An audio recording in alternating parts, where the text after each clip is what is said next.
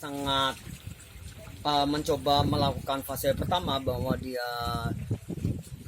Blatter didudukan sebagai satu kebangsaan, satu perlawanan gitu, bagaimana masyarakat sejahtera gitu. Fase yang awal di abad 16-an gitu. Di abad 16-an itu dipakai gitu.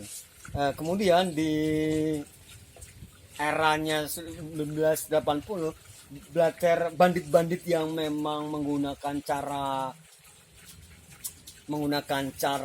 protes gitu, yang menggunakan fase di abad 16 dibunuhin. Maka muncul yang paling kentara adalah di 1980 dengan penembak misteriusnya.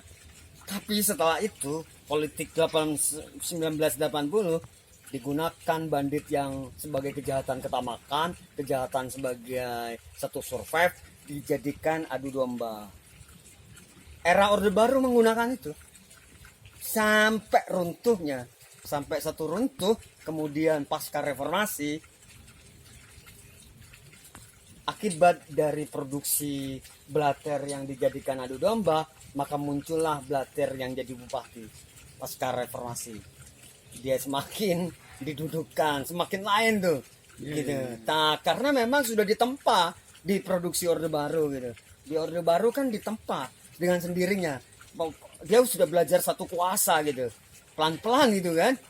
Produk-produk Blatter munculnya di pasca reformasi. Celakanya memang satu kecelakaan nih, untuk mereformasi, kemudian dia menaikkan kelas tertentu gitu. Bandit-bandit kemudian menjadi satu kekerasan dan kuasa simpul yang semakin merajalela. Akhirnya dia menjadi pemegang kuasa, klebun yang dari Blatter semakin banyak gitu. Di Madura terutama gitu, kalau dihitung semua klebun kepala desa pada umumnya adalah para Blatter. Nah, itu maksud saya adalah kemana ya peneliti yang mencoba untuk mengkaji ulang, menarasikan kultural sel, atau memang bagaimana mengkaji tentang rempah-rempah, tentang tebu, gula, garam, dan nila dan lain sebagainya. Apakah tidak bisa didekatkan dengan ekologi? Apakah Blatter hanya didekatkan dengan itu ya gitu. Nah, itu maksud saya mencoba untuk menguji karyaku sebelumnya. Pada dasarnya ada satu kekeliruan gitu tentang Blatter. Karena memang aku mendudukan satu kekerasan juga, iya kan? Ada satu kekerasan juga, ada satu sikap kekuasaan juga sebagai laki-laki, sebagai pemegang, orang yang terpandang dan lain sebagainya, sebagai orang yang pembunuh gitu. Aku ingin menguji itu, apakah aku pantulannya sebetulnya karena dari Bangkalan sendiri. Ini kan orientasi perlawanan, sepanjang pintu gerbang Bangkalan itu sampah men, di depan kosku, di Bancaran, di kali gitu, sepanjang menuju Suramadu sampah dibuang. Di mana kontrol kekuasaannya? Di mana kontrol kekerasannya?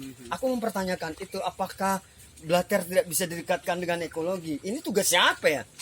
Uang negara juga, kota kecil gue dipimpin seorang Blatter, kiai dan lain sebagainya, karena memang satu simbol yang saling berdekatan di antara itu. Klebun-klebun, di mana kepala desa ya? Kok nggak ngurusi?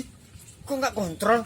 Gimana kontrol dia sebagai klebun? Apakah dia cuma bicara soal tanah dan lain sebagainya? Itu pertanyaan-pertanyaan itu. Pertanyaan yang paling penting adalah semakin banyak peneliti yang menarasikan tentang itu, tentang kekerasan dan kekuasaan, maka akan semakin terhegemoni gitu, terlegitimasi.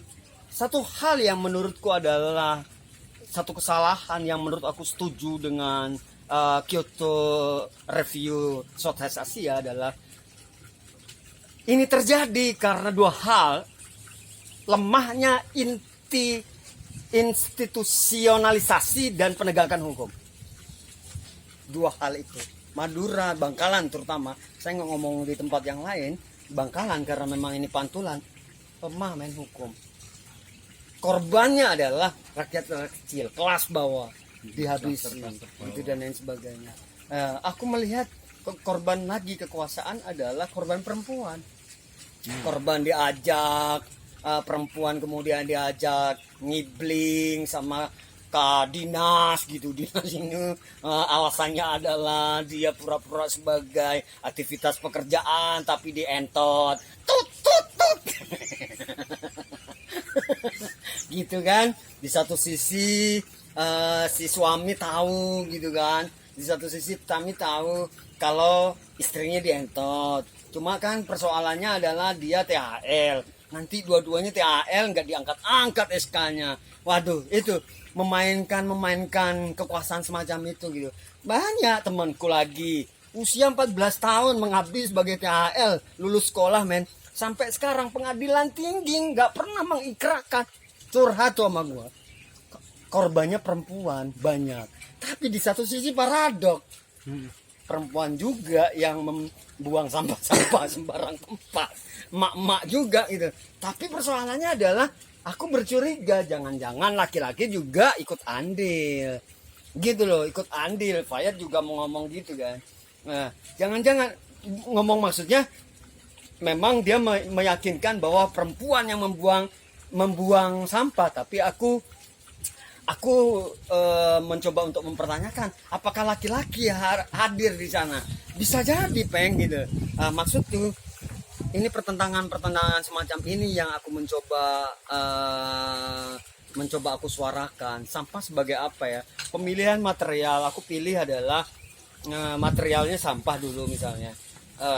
Kemudian si Fayad kemudian menghubungkan, merelasikan dengan produksi dapur.